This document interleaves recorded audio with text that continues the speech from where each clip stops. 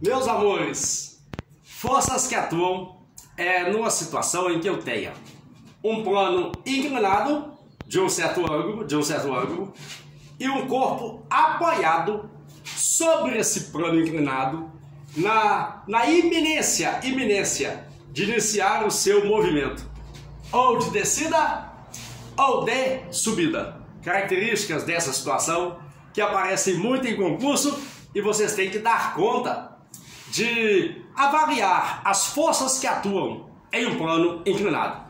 Comecemos por uma que todo mundo conhece, que é a força peso. Amor, a força peso, numa situação de plano inclinado, tá aqui ó, força peso. Cuidado, a força peso ela tem duas componentes.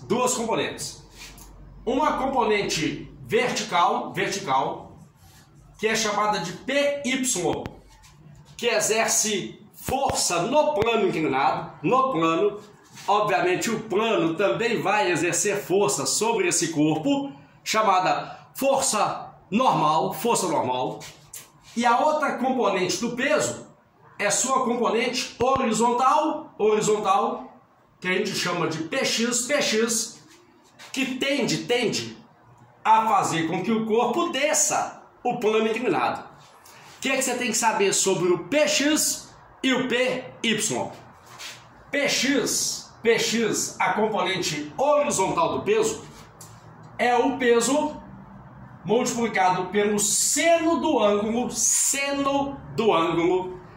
de aplicação, seno do ângulo de inclinação do plano inclinado em questão.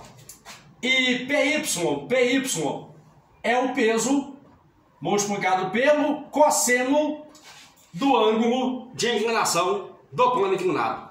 Ô Dil, mas essa brincadeira era assim, quer ver? Ó? Em pé é seno, deitou cosseno.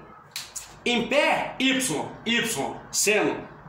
X deitado, cosseno. Quando for no plano inclinado, inverta a relação entre a componente horizontal do peso e a componente vertical do peso, fica invertida em relação à trigonometria. A razão é que esse mesmo ângulo de inclinação do plano, ô amor, é esse ângulo formado entre P e PY. Observa, PY, PX está aqui, ó, PX, ó. O que é seno de um ângulo? Seno, cateto oposto, pela hipotenusa. Então o seno desse ângulo é PX dividido por P. Portanto, PX é P seno de θ e PY é P cosseno de θ. Que outras forças eu tenho que saber que atuam aí? Uma eu já citei, vamos reiterar. Força normal, cuidado. A força normal é a força que a superfície faz no bloco em questão, N. Mas veja que N não se opõe ao peso. N, nesse caso, se opõe a PY, que é a componente vertical do peso. Então a força normal que a superfície inclinada exerce sobre o corpo, ela corresponde a PY, componente vertical do peso. E não esquecer que essa força normal, ela é fundamental para que a gente possa avaliar a força de atrito. Brinquemos um tiquitinho mais com esse equacionamento.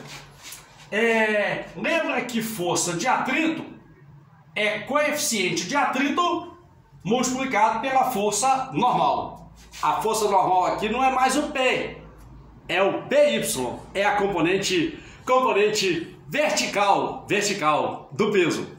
Vamos brincar mais com isso. Agora vamos supor que eu faça o seguinte. Eu estou aplicando sobre esse corpo uma força paralela ao plano inclinado e esse móvel ainda não se move. Se ele ainda não se move, é porque essa força equilibra a componente horizontal do peso, que é PY, e também equilibra a força de atrito, força de atrito. Oh, amor, veja bem, estou puxando um bloco para que ele tente subir o plano inclinado e a força que eu faço não é suficiente para movê-lo. Se ela não é suficiente para movê-lo, é porque ela tem o mesmo valor das forças que apontam para baixo no plano. E que forças apontam para baixo no plano? É Px e a força de atrito que se opõe ao movimento do bloco. Então eu posso, nessa situação específica, em que o bloco ainda não se move ao longo do plano, dizer que a força que eu aplico é Px somada com a força de atrito. Força de atrito. E daqui a gente pode brincar com questões que envolvam situações de plano inclinado. Vamos lá, reiterando. Forças que atuam normalmente em um plano inclinado. Um corpo apoiado sobre um plano inclinado. O seu peso, a componente vertical do peso, a componente horizontal do peso. Não esquecer, ó, em pé seno, deitou cosseno. Plano inclinado, troca. Px vira P seno de θ e Py é P cosseno de θ. Não esquecer que a força normal agora, ela não equilibra o peso. Ela equilibra a componente vertical do peso, que é Py. Agora, se eu aplico nesse corpo uma força querendo que ele suba o plano inclinado e ele não sobe, ele fica parado, é porque o atrito estático atua aí. E o atrito estático, força de atrito, somada com a componente horizontal do peso, que é Px, equilibram a força que eu fiz para tentar fazer com que esse corpo suba o plano inclinado em questão. Eu quero tirar daí só mais uma bagaçazinha que é importante, tá? Os alunos me perguntam sempre o seguinte: professor, como é que se encontra esse tal coeficiente de atrito? Existe uma técnica, geralmente ela é dada em prova. O coeficiente de atrito de uma superfície, que depende do quanto a superfície é lisa ou rugosa, o coeficiente de atrito é dado. Mas e se não me derem? Será que tem como eu, em minha casa, pegar uma prancha de madeira e descobrir qual é o coeficiente de atrito da madeira em questão? Tem. Observa. Imagine que eu tenha um corpo, uma chapa de madeira inclinada de um ângulo θ. Amor, faça isso. Apoie na madeira um corpo até que ele não deslize. Tipo assim, quer ver? Apoia na madeira um corpo.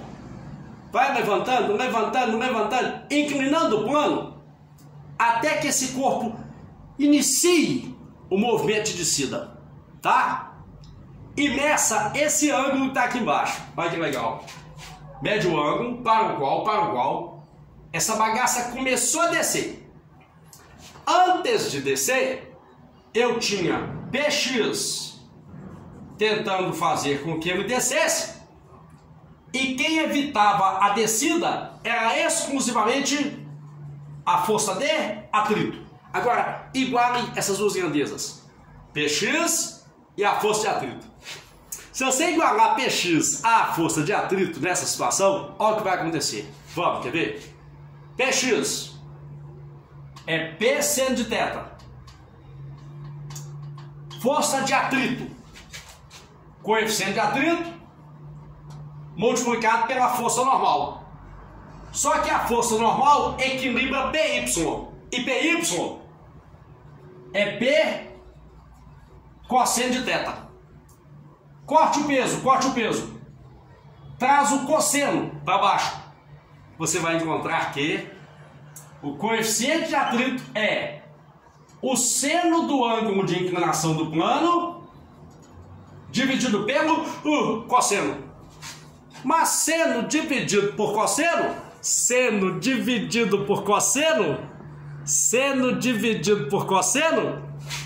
é a tangente.